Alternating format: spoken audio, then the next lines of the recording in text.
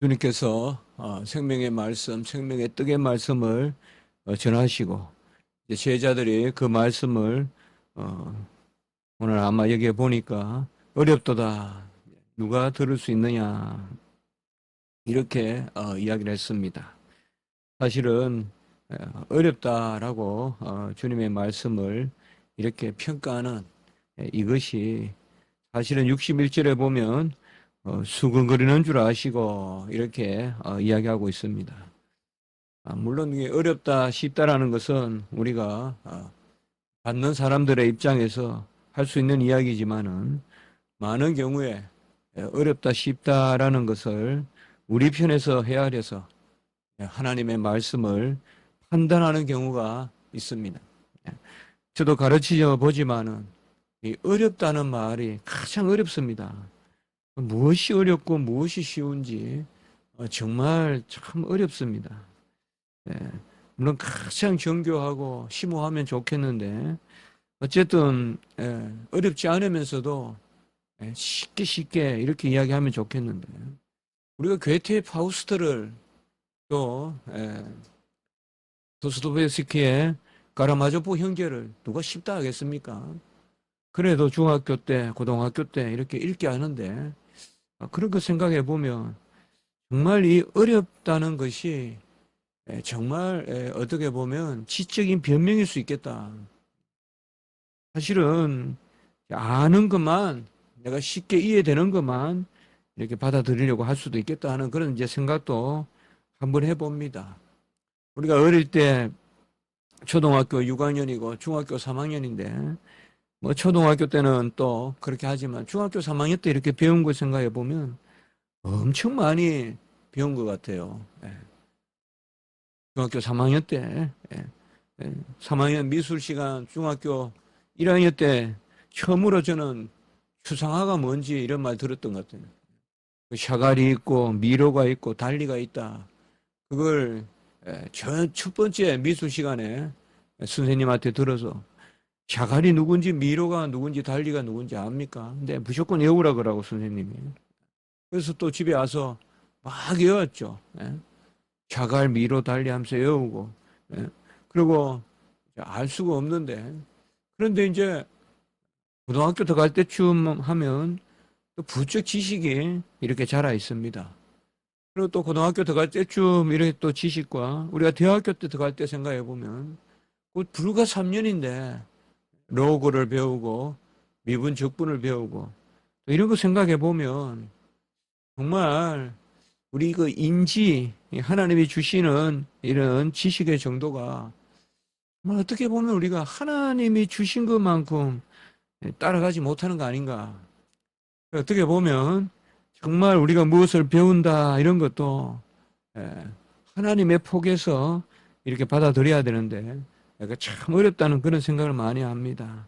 정말 쉽게 이렇게 글을 또 심오하게 쓴다 그러면 정말 그게 최상일 텐데 아무리 생각해도 기본적으로 글은 배우는 것이고 배우는 것은 그렇게 쉬운 것만 아니다. 모르는 것을 익히려고 하는 것이고 어떻게 보면 주님의 말씀도 그런 부분이 있다고 여겨집니다. 전부 그냥 썩썩 지나가듯이 그냥 우리가 차 타고 지나가듯이 간판을 읽듯이 그런 마음으로 슬금슬금 읽으면 그냥 주님의 말씀이 들어오고 전혀 진지함이 없고 그냥 하루하루 그런 지적 생활을 하는데도 하나님 말씀이 들어오지 않으면 다른 말씀은 그렇게 하면 내가 무식하다, 내가 게으르다 이런 말을 하는데 이상하게 주님의 말씀 앞에서는 그런 말보다는 어렵다, 힘들다 이런 생각들을 많이 합니다. 사실은 한번 그런 생각도 해보는 것입니다. 교회 안에서 오히려 세상보다 배우기를 더 힘써야 되는 곳 아닌가. 더 하나님의 말씀이다 이러면 경이니까 경을 풀어서 해석하면 그것을 더욱 기록하고 또 마음속에 새기고 하는 그런 작업들이 있어야 되지 않겠는가. 그런 생각을 한번 해봅니다. 어쨌든 오늘 여기 말씀해 보면 어렵다는 말로 수근거리고 그리고 그것이 걸림이 된다. 바로 실족한다 이 말입니다. 걸려 넘어진다 이 말이죠. 그러니까 말씀이 어렵다라는 것으로부터 수근거리는 게 있고, 여기 수근거린다는 말은 이성적으로 판단한다는 것입니다. 곧 의심한다는 것입니다. 사실은 수근거려서 이르는 것은 의심입니다. 하나님의 말씀을 수근거린다는 것은 이성적으로 판단해서 이르는 것은 바로 걸림이 된다. 의심을 갖게 된다. 우리가 실족한다는 것은 여러 가지 생각해 볼 수 있겠지만은 바로 우리가 라틴어로 스칸달룸, 영어로 스캔달이라고도 하죠, 신학에서. 그게 바로 우리가 실족, 또 걸려 넘어지는 건데, 걸려 넘어지는 것은 다른 게 아니라 의심하는 것입니다. 하나님의 말씀을 의심하고 또 주님이 그러했느냐 하는 것에 대해서 의심하는 것입니다. 오늘 이제 주님께서 사실은 인자가 하늘로부터 내려온 떡이다. 그리고 참떡이다. 그리고 산떡이다. 이런 말씀을 우리 주님께서 했을 때 그들의 관심사는 육신의 양식이다 이 말이죠. 이렇게 평행성을 달리고 있어요. 하나님은 지금 영생에 관한 교리를, 진리를 말씀하고 계시는데 이들은 지상의 삶에 관한 양식, 이들은 지상의 양식을 말하고 있고 하나님은 천상의 양식을 말하고 있다. 우리가 앙드레 지드의 소설도 있잖아요. 지상의 양식이다. 그런 소설도 있는데 정말 전혀 다른 방향으로 이렇게 생각할 때 어렵다. 어렵다라는 것은 예수님의 교훈에 탓을 하는 것입니다. 항상 두 가지 입장이 있는데 자기 탓을 하느냐, 주님 쪽에 탓을 하느냐.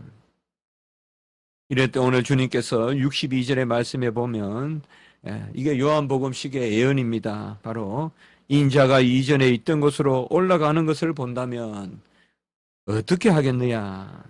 이 말씀이 뭡니까? 그 부활하고 성천한다는 것이. 너들은 하늘로부터 내려온 떡, 생명의 떡에 대해서 수근거리고 있는데 내가 진짜 다시 하늘로 올라간다면 너희들 어떻게 하겠느냐. 이렇게 주님께서 말씀하고 있습니다. 이것은 일종의 예언이고 이미 주님께서 죽으시고 부활하시고 승천하실 것을 오늘 62절에서는 예언하고 있습니다. 그리고 공간복음에서는 주님께서 순환을 예언하시잖아요. 물론 요한복음에도 그런 부분이 나오지만은 요한복음은 훨씬 먼저 주님의 이런 순환이 예언되어 있습니다. 이게 바로 그 부분입니다. 그래서 주님께서 이제 부활하시고 하늘에 올라가신다. 너들은 하늘에 내려왔다는 것을 우리가 칼빈이나 개혁신학에 보면 이 복음서를 다루면서 하나님으로부터 하늘로부터 내려온 인자 이 개념을 상당히 중요하게 여기는데 우리 주님께서는 그것을 전했을 때 이들이 의심할 때 수근거릴 때 이렇게 말씀하고 있습니다. 바로 인자가 있던 곳으로 올라가는 것을 본다면 인자가 있던 곳이다 라고 했으니까 뭡니까? 그 영원전에 하늘에 계셨다는 뜻이죠. 영원전에 하늘에 계셨다. 앞으로 이제 주님께서 이런 부분을 자꾸 점점 구체적으로 말씀하십니다. 이전에 있던 곳이 바로 하늘이다. 하늘에서 내려오신 분이다. 이전에 있던 곳으로 올라가는 것을 본다면 너희들이 어떻게 하겠느냐라고 이렇게 말씀하고 있습니다. 사실은 이들이 오늘 말씀을 받지 못한 것은 어떻게 보면 이들의 자질 탓이라기보다 하나님이 이들을 선택하지 않았기 때문에 그렇습니다. 사실은 우리가 믿는 것이 공이 아니지 않습니까? 64절에 보면 믿지 않는 자들이라고 주님은 이 말씀을 바꾸어 하시고 그리고 65절에 보면 내 아버지께서 오게 하여 주지 아니하시면 이라고 해서 선택으로 말씀하고 있습니다. 그러니까 64절에서는 믿음으로 65절에서는 선택으로 이렇게 말씀하고 있습니다. 달리 말해서 하나님께서 선택하여서 믿게 하지 아니하면 아무도 내 말을 알 자 없다. 이렇게 이제 말씀하고 있습니다. 그래서 사실은 두 가지 방면이 있죠. 우리가 아무리 말씀을 전해도 저들이 알아듣지 못한다라고 했을 때 그들을 너무 욕할 것이 아니라 어떻게 보면 하나님이 그들에게 길을 주지 아니하셨다라고도 할 수가 있겠죠. 그래서 여기에서 우리가 어떤 두 가지 측면에서 생각을 해야 됩니다. 그래서 그러면 누가 알아듣느냐? 바로 아버지께서 오게 하신 자, 곧 믿음을 가진 자만이 하나님의 말씀을 듣는다. 그렇지 않은 사람은 누구냐? 바로 64절에 보면 믿지 아니하는 자들이 자기를 팔자다라고 이렇게 말씀하고 있습니다. 이것도 역시 예언의 말씀이죠. 자기를 팔자가 이 중에 있다. 누구인지 처음부터 아심이리라 이렇게 말씀하고 있습니다. 이 사람이 가룟 유다를 지칭하는지 또 그런 부분에 대해서는 우리가 좀 더 생각해 봐야 되겠지만은 어쨌든 이 예언의 말씀은 주님께서 미리 자기 자신을 팔자를 알고 계시다. 온전히 하나님의 말씀을 믿지 않고 의심하는 사람은 누구나 할 것 없이 주님을 파는 자라고 할 것입니다.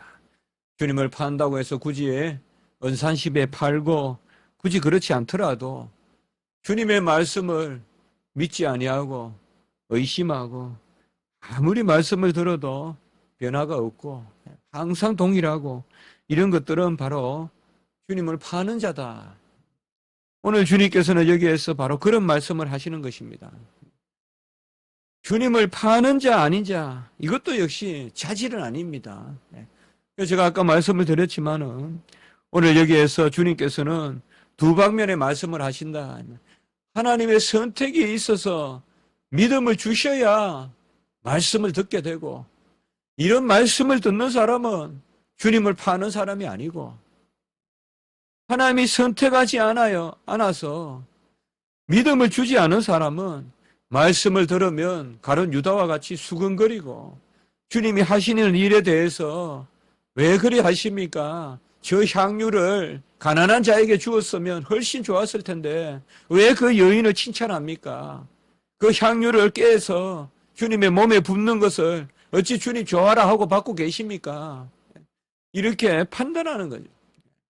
이런 것이 바로 주님이 하시는 일도 의심하고 주님이 하시는 말씀도 의심하고 그것이 바로 주님을 파는 것이다 라고 오늘 이렇게 말씀하고 있습니다.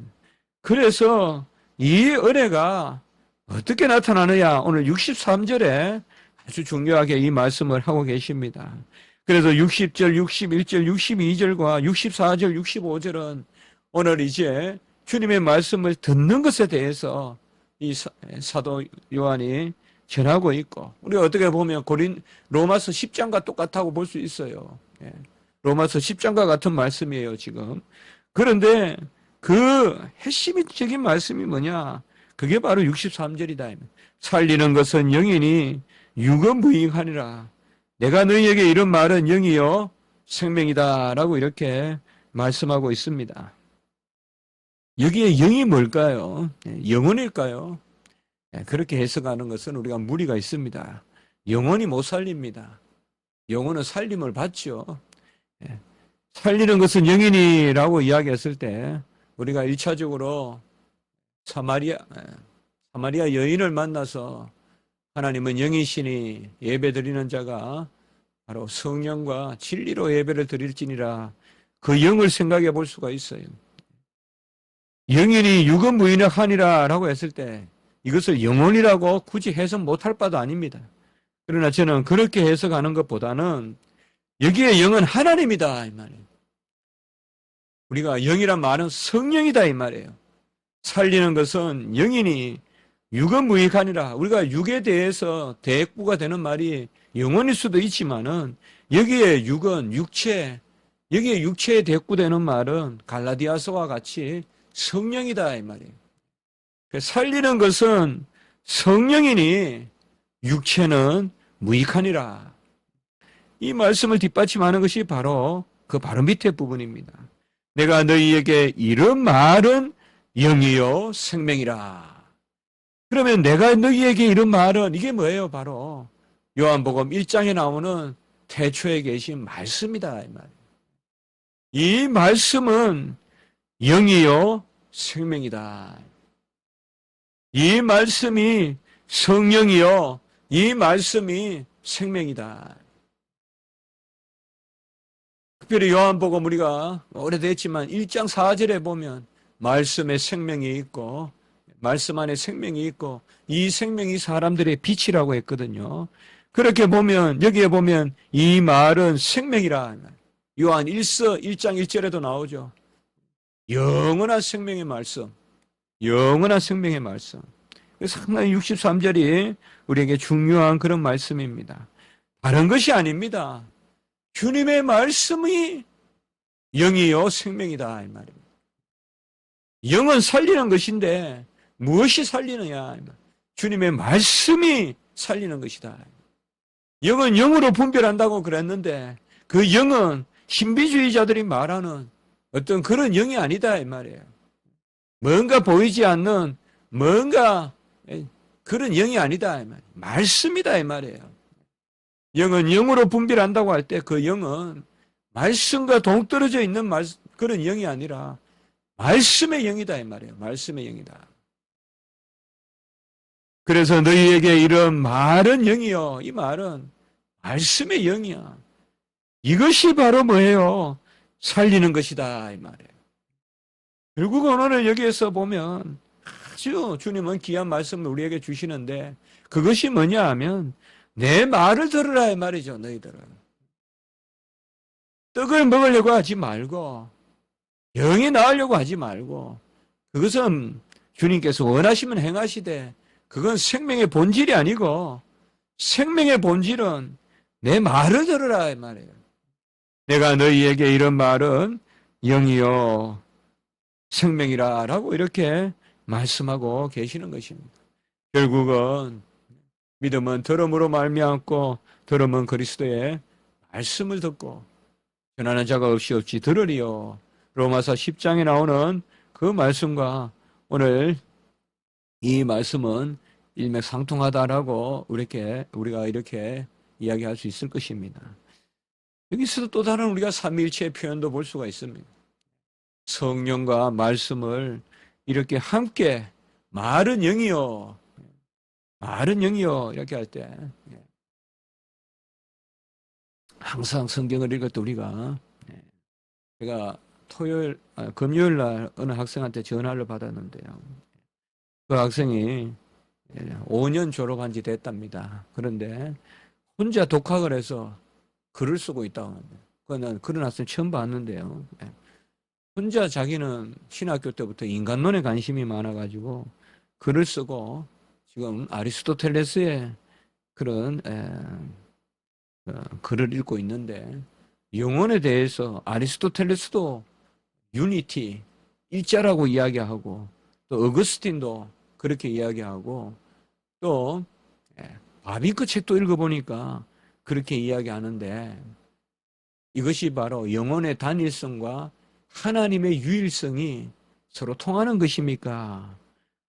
그리하여서 영혼은 절대 불가분리한 하나입니까? 라고 이렇게 저에게 질문을 했어요. 그래서 제가 시간이 많지 않아서 간단하게만 대답을 했습니다. 영혼은 피조물이다. 그분이 분명히 연구하는 것은 인간의 영혼이거든요. 그리고 영혼은 보이지 않지만은 특정한 곳을 점하고 있다. 영혼은 보이지 않는다고 해서 모든 곳에 있는 게 아닙니다. 그래서 영혼은 피조물입니다. 그래서 영혼은 옮겨 다닙니다. 나그네 있으리라 라고도 하고 그건 뭐예요? 우리가 죽으면 영혼이 나그네로 간다는 것입니다. 우리는 막연히 영혼이 어디 쫙 분산되어 있고 우리가 각 개개인의 영혼은 우리 영혼은 특정할 수는 없어요. 어느 곳에 있다고 정확하게 말하기는 어렵지만 분명히 특정한 곳에 있어요. 우리의 영혼은. 그런 의미에서 영혼과 영은 다릅니다. 영은 하나님을 뜻하는 것이고 영혼은 우리를 뜻하는 것이요. 인성을 뜻하는 것입니다. 물론 이것을 많이 비교해서 이야기하지만은 그래서 영이라고 나오면 빨리 영혼이라고 생각하고, 아리스토텔레스나 플라톤 같은 경우에는 영혼에 대해서 이렇게밖에 말할 수 없는 것은 그들은 영혼을 좀 더 순수한 존재로 봤잖아요. 그렇기 때문에 영혼을 좀 더 창조주의에 가까운 것으로 봤다고요.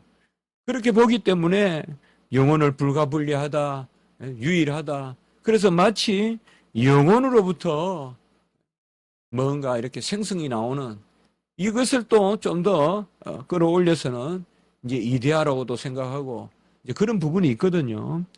그러나 오늘 여기의 말씀은 그런 것이 아닙니다. 우리가 영이 분별한다든지 이런 이야기를 할 때 사실상 영혼은 영혼이 분별한다 이렇게 해석하지 않는다 이 말이에요. 성령은 성령이 분별한다 이 말이에요. 영은 영이 분별한다는 말은 성령의 말씀을 내 영혼이 분별하는 것이 아니라 내 영혼의 역사하는 성령이 분별한다 이 말이에요. 그래서 영은 영이 분별한다라고 하는 것입니다.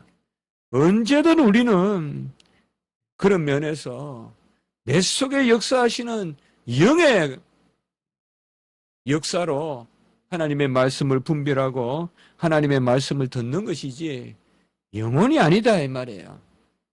영혼이. 그래서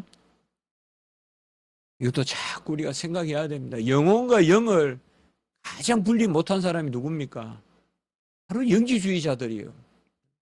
바로 초대교회에 아폴리나리우스와 같은 가장 기독론 이단이 바로 나오는 게 바로 이런 부분이잖아요. 그래서 오늘 말씀은 우리가 바로 그런 부분을 생각할 수 있겠습니다. 영을 받아들이는 중요한 자리가 영혼입니다. 그러나 그 영혼은 영의 역사가 없이는 스스로 영의 말씀을 들을 수 없습니다. 그리하여 결국은 뭐예요? 성령을 받아야만이, 믿어야만이, 선택된 자야만이 하나님의 말씀을 받습니다.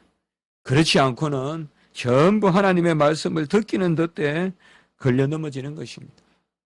우리는 항상 영의 소욕을 추구하고 힘써야 되지만은 육체의 소욕을 버리고 영의 성령의 소욕을 쫓아가야 되지만 그것도 궁극적으로 우리가 하는 것이 아닙니다.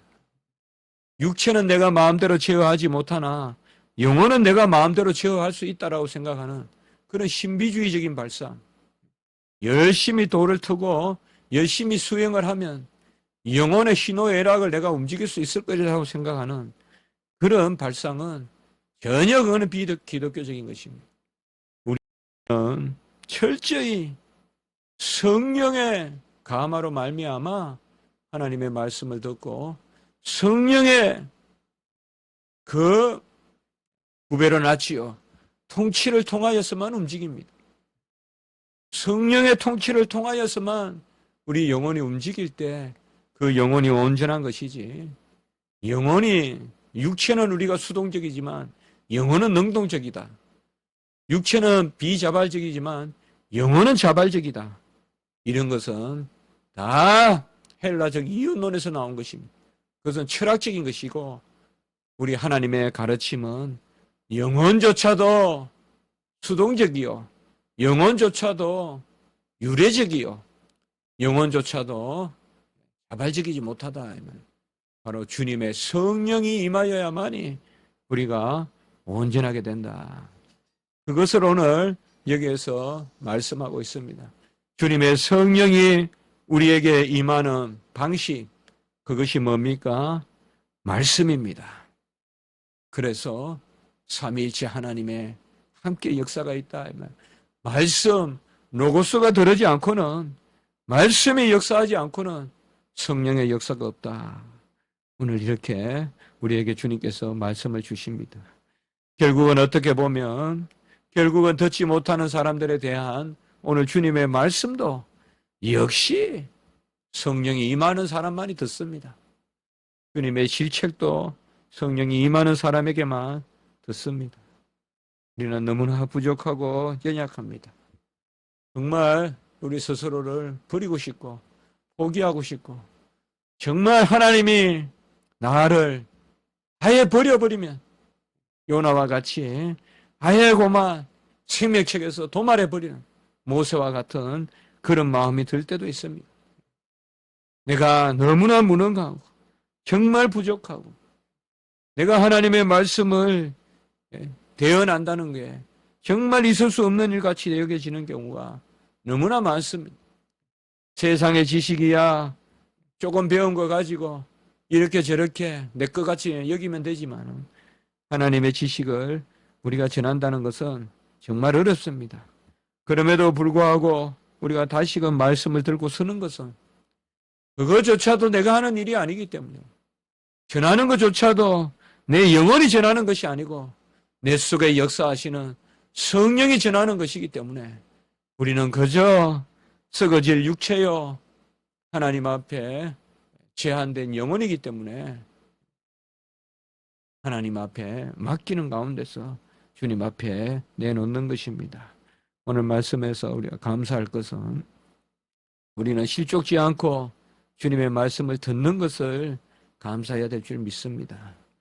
우리가 그저 내가 수용력이 있어서 믿는 것이 아니라 하나님의 말씀이 정말 들리고 우리가 그렇게 믿는 것은 성령이 내게 임하고 선택이 있기 때문에 그렇다는 것을 우리가 기억해야 되겠습니다. 기도드리겠습니다. 하나님 아버지 감사합니다. 부족하고 연약한 저희들입니다. 하나님 전에 나왔습니다. 주일 아버지여 이 시간을 주님 앞에 내어놓습니다. 하나님 우리를 불쌍히 보시고 정말 하나님 가룟 유다와 같이 우리도 우리 자신을 포기하고 싶을 때가 있지만 하나님께서 불쌍히 여겨주시고 하나님의 말씀을 아버지여 실어주시고 수시로 과거를 덜먹으면서 스스로 아버지여 그 과거의 굴레에서 헤어나지 못하는 그런 아버지 우리의 모습을 바라볼 때 정말 애통하고 하나님의 그 은혜를 우리가 아버지여 정말 하나님 앞에 올려드리지 못하는 그런 미련함을 기억하고 있습니다. 하나님 오늘 말씀을 통하여서 우리가 된 것은 우리 스스로 된 것이 아니요 주님의 말씀이요 영이요 성령의 역사로 된 것을 기억하게 하심을 감사합니다. 이 말씀을 떠올리게 하시고 우리가 이 말씀 부여하고 다시금 힘을 얻게 하시고 오늘 한나도 주님 앞에 정말 내어놓고 나아가는 그런 믿음이 있게 도와주시옵소서. 구주 예수 그리스도 이름으로 감사하며 기도드리옵나이다. 아멘.